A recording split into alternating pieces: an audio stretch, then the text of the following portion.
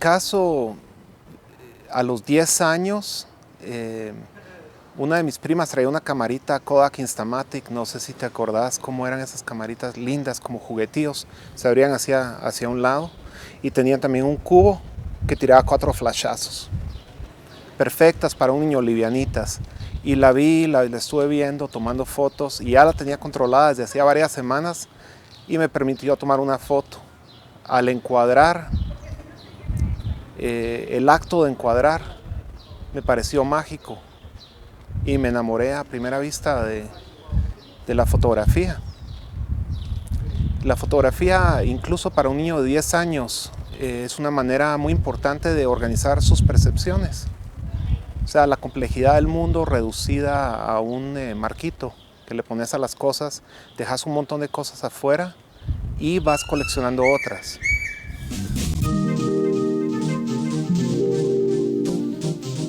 No había escuela de fotografía, ponete, hoy en día tenemos la Fototeca, que es una iniciativa maravillosa en el país, y están haciendo un diplomado de fotografía, pero en mi época aprendíamos de los libros fotográficos y nosotros afortunadamente teníamos varios en casa que para mí eran fantásticos. Un libro de Manuel Álvarez Bravo, que fue una colaboración con Octavio Paz, Instante y Revelación.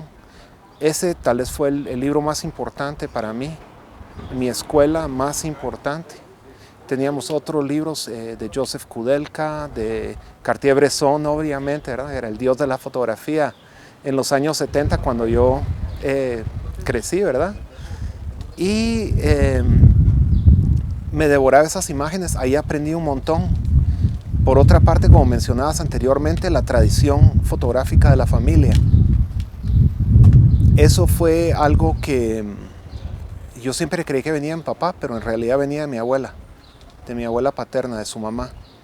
Ella nunca lo expresó, ella nunca nos compartió eso, sino que yo lo descubrí después de su fallecimiento, cuando regresé a los álbumes familiares y los estuve estudiando.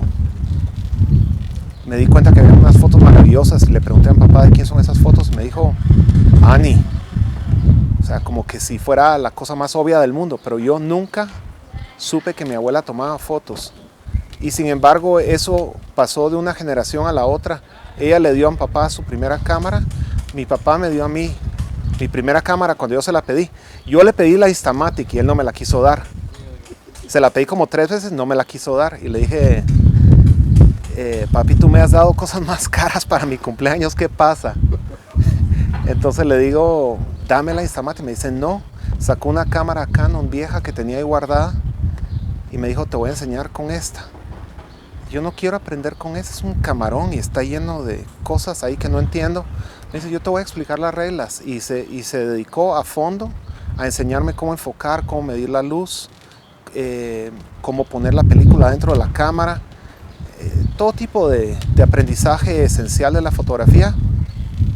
Y así fue como se inició, digamos, una seriedad. Incluso al principio me mandaba a tomar fotos y después me preguntaba qué había hecho.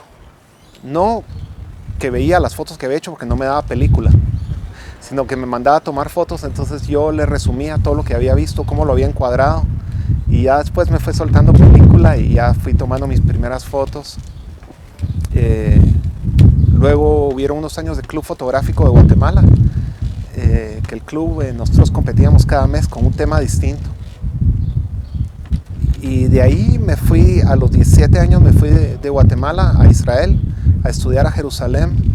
Estudié psicología y literatura y empecé a exponer en Israel y a trabajar freelance con revistas y publicaciones.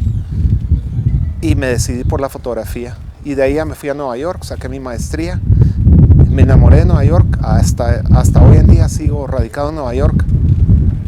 Y bueno, regreso a Guate cuando puedo.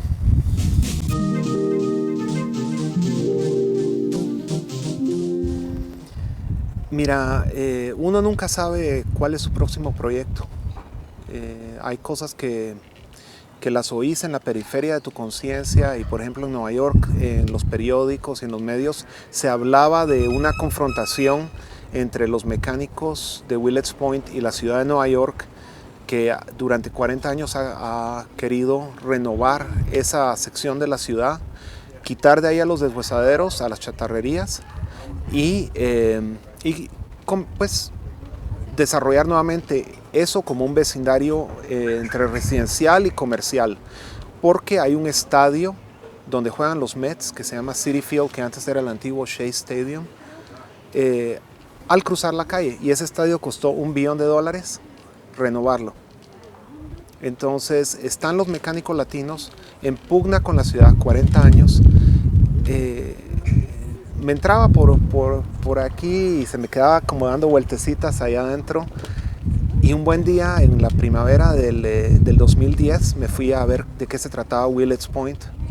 Llegué y fue una química inmediata con el lugar, un lugar surrealista a morir, pues.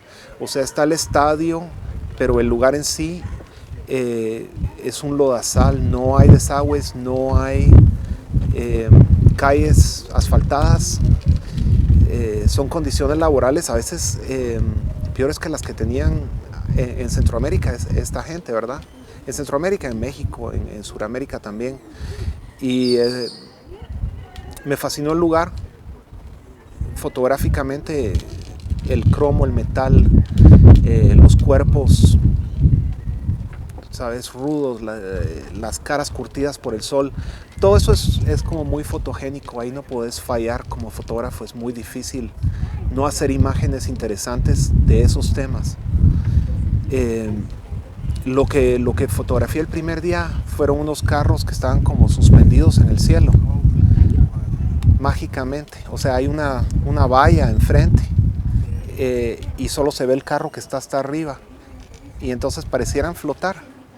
La realidad es que hay un montón de carros apilados abajo y solo se ve el que está hasta arriba, pero tomé 10 o 15 fotografías de esos carros y dije, cuando regresé a casa y vi las imágenes, dije, o sea, voy a regresar.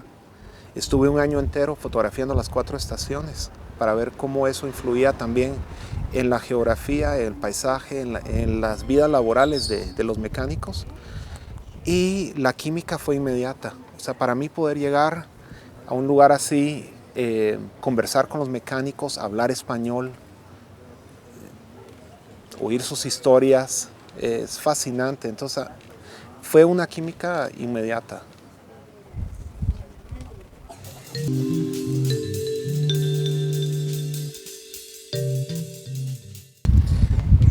Un consejo que doy siempre en relación a lo de yonqueros, hay un ejemplo muy claro ahí. Por ejemplo, los estudiantes jóvenes tienen una tendencia a rendirse demasiado pronto, a creer que desarrollaron el proyecto antes de que esté desarrollado. Yo pasé un año entero fotografiando 8 cuadras de chatarrerías en Nueva York.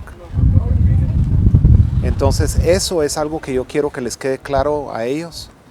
Otro tema sobre el que yo insisto es el tema de la autoría.